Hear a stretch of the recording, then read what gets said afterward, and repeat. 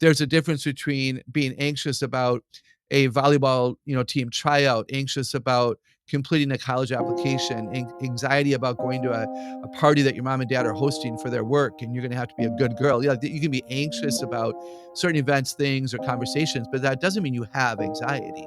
And I'm not sure all of our children and teenagers and even young adults understand that. There are so many stats that are coming out right now that highlight the reality of depression, especially in young people. So many stats to the point that we almost expect our kids to have depression at some point in their life. What do we do when the culture just seems to normalize depression and mental health issues so much with kids? It can almost lead us as parents into dark places because we can expect our kids to be at that place. But today on the Celebrate Kids podcast, in this daily segment, Facing the Dark, Dr. Kathy has some important insights for us to help us walk well in this moment. So let's turn now to Dr. Kathy Cook. Don't be afraid of the dark. Be careful with stars. Not every light is gonna guide you, baby. Not every light is gonna guide you. So Dr. Kathy, a University of Virginia doctor said 1 in 5 teens will experience some degree of mental health struggles. But the trick is to really create an environment where kids feel safe to talk about what they're going through. Sometimes I think it's natural for us as parents to not want to talk to our kids about how they're doing because inevitably, if you dig enough, you're going to find something that's kind of troubling, right? What should our mindset be as parents to build courage to help us to step into and engage our kids on some of these topics? Yeah, it's such a good point. It's such a good point. Well, I do want us to look for what's good. So every time that we ask the kids about, their day or their friendships or, who did you hang with at the party or whatever, I want us to be expecting good answers, and I want us to look for the good, if you will, to hold a green pen. Ask about the strengths. Ask about, when were you the most joyful at the party? Whose conversations did you enjoy the most? What was the activity that you really enjoyed, bobbing for apples or, eating a caramel apple? Like, where did you get the greatest joy? So I think we ask a variety of questions and we look for, what is going to be good in that.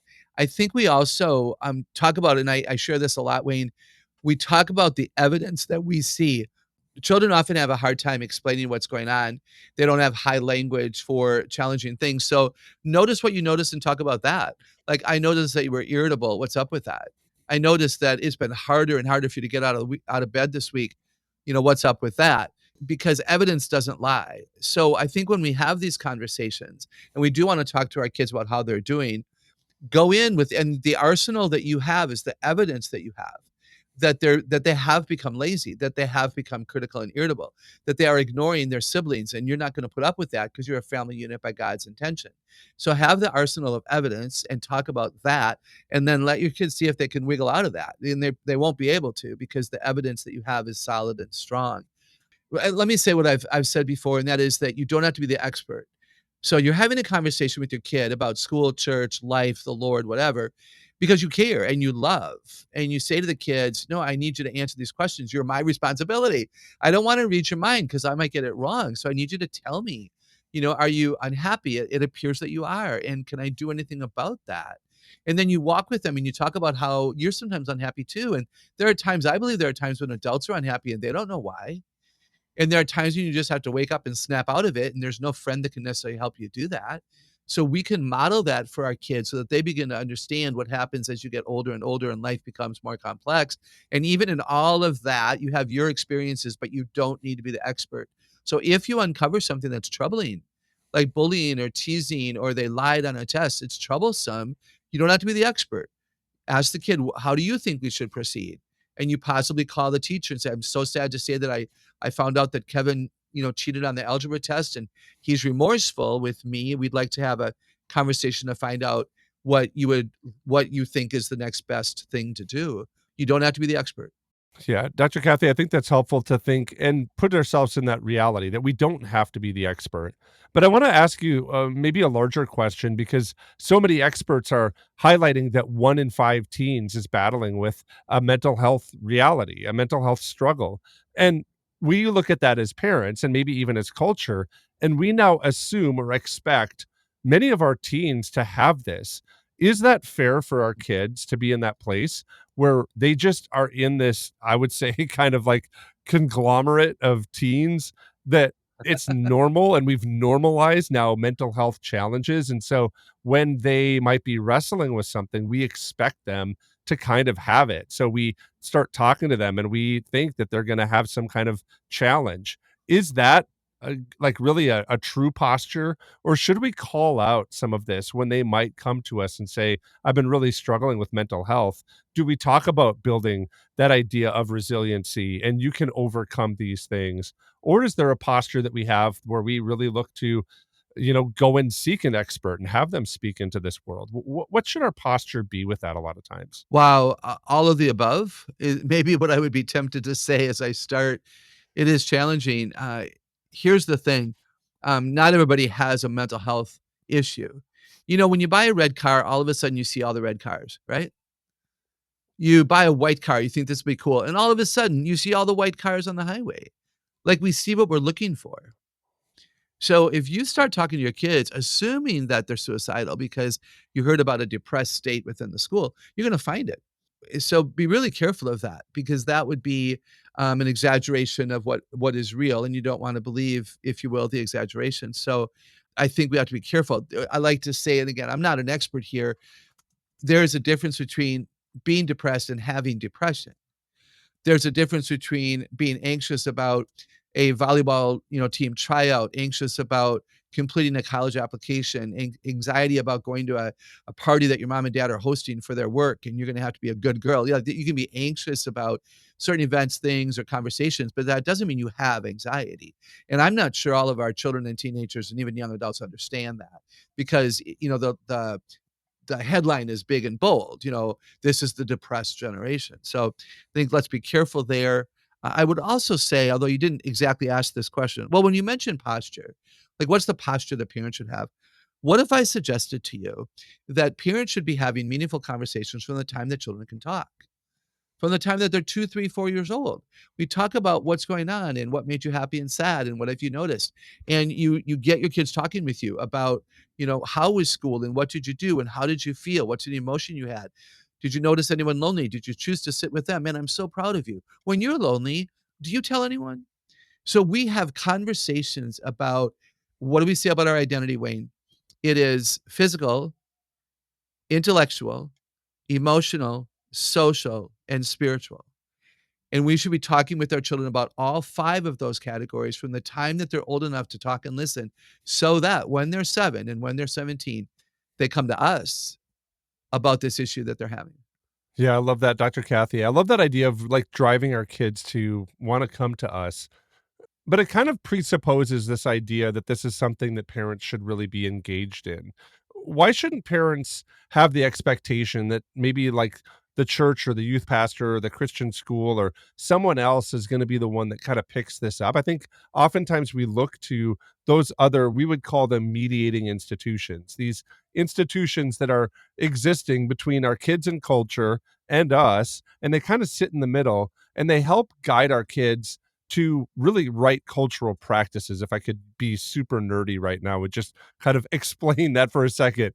I think that these mediating institutions, we put a lot of pressure on them to really be the ones that maybe identify or catch some of this. We think that our youth pastor or a Christian school or somebody kind of in their life should also be the ones that really call this out and maybe even be the ones that address it.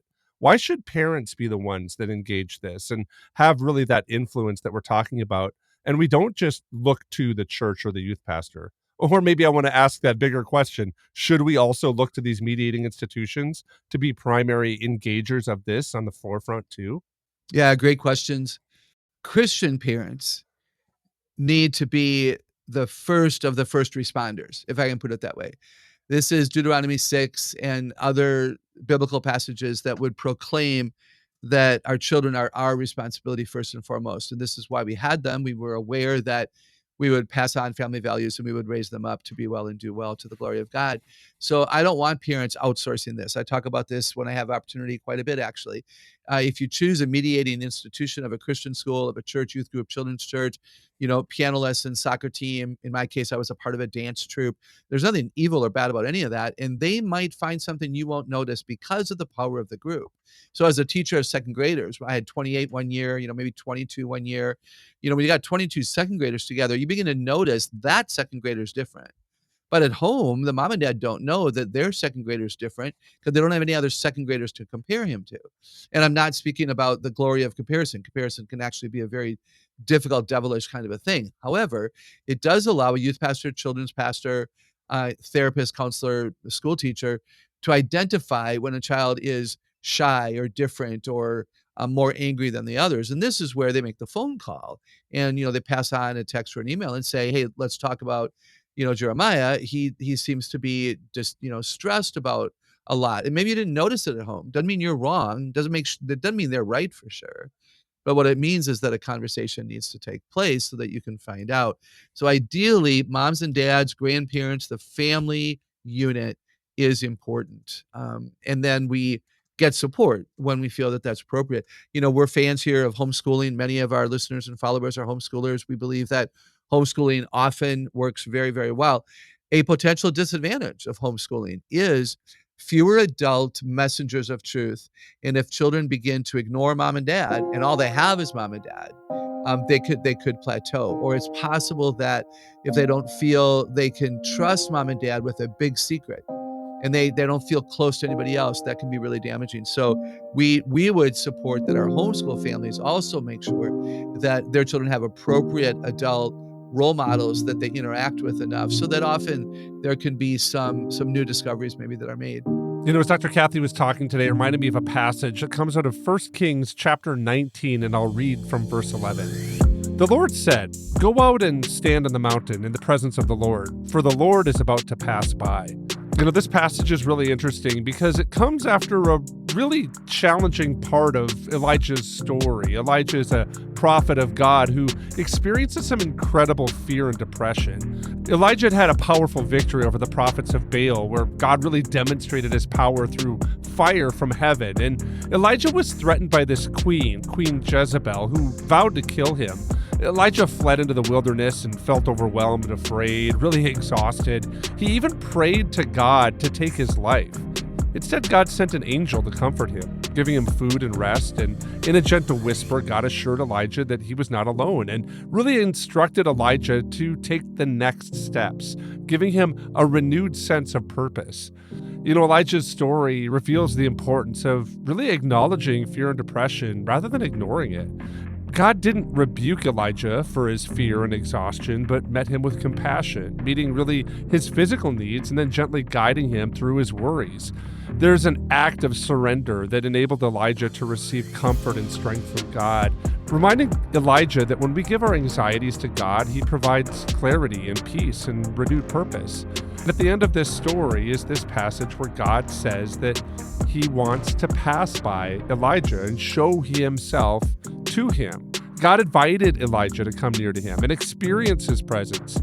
Instead of displaying force, God revealed himself in a gentle whisper, showing that in Elijah's moment of deep need, God's response was compassion and really intimate compassion. So when your kids are experiencing those sad times, maybe share this story with them. And I hope that that's an encouragement to you. I hope this whole podcast this week has been an encouragement to you. And I'm so glad that you would join us every day here at the Celebrate Kids podcast, specifically this daily segment, Facing the Dark. My name's Wayne Stender, and on behalf of Dr. Kathy Cook, we're so glad you joined us this week, and we're looking forward to seeing you here again on Monday.